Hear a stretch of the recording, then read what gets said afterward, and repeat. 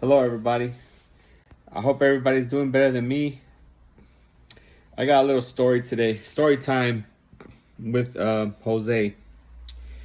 Today I was running errands. I've been off of work. I'm gonna be off for the new year in a few days. I get like 5 days off.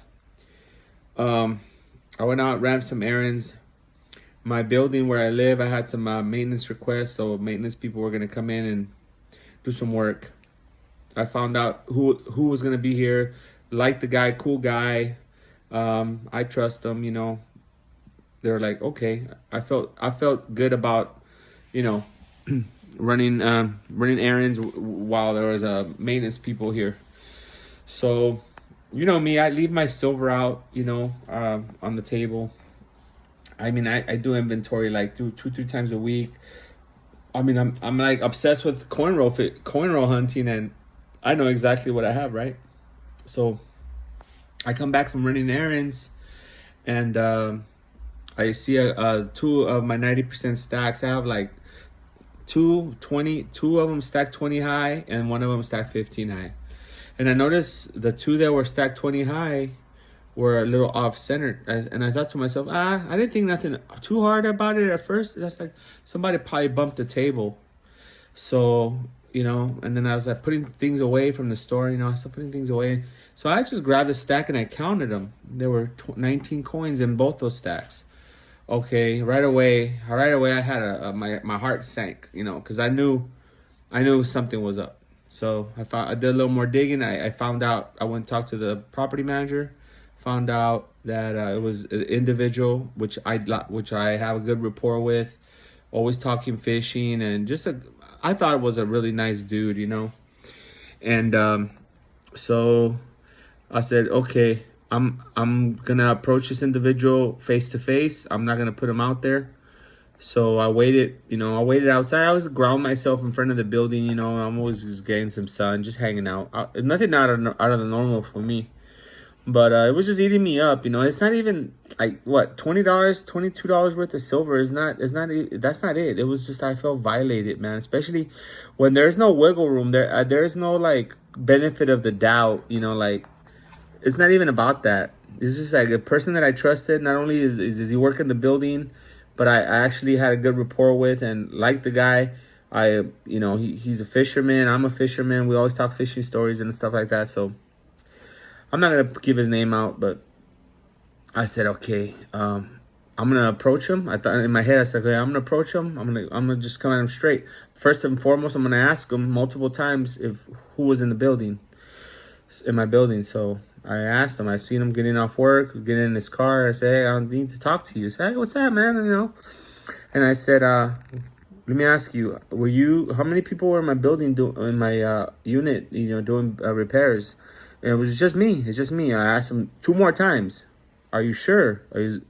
Anybody else? And no, it's just me. And mind you, no one has access to my apartment. My kids are grown. They're grown-ups. I haven't seen them. They haven't came to visit me in 2.5, 3 years. And no one else. I mean, just me. No friends. I have friends, but they're not visiting me. They're, people I know are married and have families. They don't have time to go visit. Whatever. All right, I don't have any friends. You're my friends. You too, you're my friends. Anyway, so we're talking, and I said, okay. I asked him the third time, and he said he was the only one. And I said, okay. I told him straight out, looked right in his face. I said, listen, George, no matter what happens, the friendship, the cordial friendship, we weren't like hanging out and drinking, sipping tea or anything, but we were cordial, and we always talk, I said, first and foremost, no matter what happens, no matter how you respond to what I'm about to say and what your course of action will be after this, the cordial, friendly relationship that we had is done, no matter what happens. So at first I laid him with that. That's what I based my comments first. I put that down as a base as my comments. And then I said, I'm gonna give you 2 hours to return my property, and if you don't return my property, I'm gonna go to your boss's boss. I said, and also be advised, no one knows. You are the only person that has this information. So if if you don't do the right thing and return my property in 2 hours, I didn't tell him what the property was, because I might have missed something. There might be more items, but I said, hey, return my property in 2 hours. If not, I hate to, no, I don't hate to do it, but I will do it. I said. So anyway, this guy, he played it the wrong way. He went and got his boss and said, hey, so the manager calls me, the apartment manager calls me. We sit down, talk. Not sit down, but and I told the guy, this is the second mistake you made today. You chose to go this route and deny everything. That's fine, but like I told you, I told him and his boss, one of his bosses, his immediate boss, and the property manager were there. I says, you chose to do this. You chose to bring it to your bosses to deny this. But I told you, I'm such a fanatic, and I'm so obsessed with my hobby that I know what I have and I know what I leave out. And I trusted you. And after asking you 3 times who was in my room, in my apartment, you said 3 times it was just you. So it leaves me no choice. And I can't just sit on my hands and not say anything, because I can't live with myself. And it's not the $22 worth of silver or the $20 worth of silver, 290 percenters, 264s, is like whatever, but it's not even that. I said, dude, I basically told the guy, you feel like a family member betrayed me, man, because we had a really good rapport, bro. We'd be chopping it up about fishing stories, and the guy's a really good fisherman.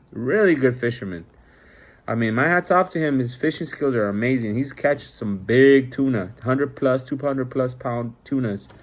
And I never caught anything that big. But anyway, that's all dead. That relationship is dead. And so I'm hurting today. I'm mourning, guys. And I'm drinking. I bought these a couple days. I'm not a drinker, but it's near the New Year. But I'm not drinking because I'm depressed. I was planning on having some drinks, but I'm drinking. And I said, let me vent. Let me tell my story. Let me tell my story on my channel. I did a hunt. I'm not gonna do a spoiler alert. I did a hunt, but hopefully I'm gonna get some more boxes before the end of the year. Today is the 30th. Tomorrow is New Year's Eve, and tomorrow I have some pickups, at least 4 boxes, hopefully. But if I don't get those boxes, I'm going to do a final wrap-up and a yearly tally. But anyway, getting back to my robbery. I'm making light of it. I'm talking to you guys. And these modelos are really delicious. I took a little shot of tequila, too. It was delicious, too. I'm starting to look like Santa Claus, guys. I just got to put on some... I'm not fat, but I mean, I might put on some weight, and I might do a moonlighting as a Santa Claus. Anyway, Happy New Year, gang. Anyway, so I felt like a family member betrayed me today. And like I said, $20 of silver is nothing. But I told him, looked him right in his eye in front of his bosses, and he chose to go that route. I didn't go running to his bosses. Oh, little teacher. No, I didn't do that. I went straight to him, and he made the choice. I gave him a choice. Give me 2 hours to give me my property back. If you don't, I'm going to go to your bosses. And I told him, I would not like to see you lose your job. I don't want to see that. That's why I kept it just to you. I came straight to you, bro. And he chose to, deny it and play his little route. And I told him when he brought his boss and the lady, I said, this is the second mistake you made today. First, to take my property. Second is to take this course of action after I confronted you. Whatever. Anyway, gang, moral of the story is, you can't trust everybody. You just people are, and you know what? Let me tell you something. Sometimes people have like tics, like kleptomania is a thing. I'm gonna be honest. When I was a kid, when I was younger, I was a klepto. I grew up kind of poor, but I would have the money. I would take a Hot Wheel. I'll be in the thrifties. I was in grade school. I have the money. I have $3 or $4 to buy a 99-cent, 87-cent Hot Wheel, and I would just take it. And you know what? It's a thing, guys. It is a thing, and I admit it. I did that. I have done that. But as a grown man, putting your first and foremost your reputation. Forget the job. Your reputation, guys. I says, you want to put your reputation on the line for this? You made that choice. I didn't. I told him straight out, you made this choice to bring your bosses into this. But I'm going to tell you right now, as tenacious and obsessive as I am about my hobby, and it's not about the money, it's about the principle. You violated my space, bro. I said, you made this choice. You made this choice. I gave you the opportunity to bring my shit, excuse my language, bring my property, and I wasn't going to go any further than that. But he wanted to play plausible deniability and play it off like I'm making shit up. No, man. No. I do videos. I told him. I said, I make videos. I constantly know exactly what I have on the table. I know what I have on the table. I know what I have in my safe. But, you know, maybe it's time not to leave stuff out. Who knows? I probably will. It's not even. I feel betrayed, guys. I feel a little butthurt. I'm rambling. I'm rambling. But it's New Year's, you know? Why not? I'm not crushed. I wanted to share that with you guys. Don't trust people with your stuff. Don't be too trusting, because they will betray you.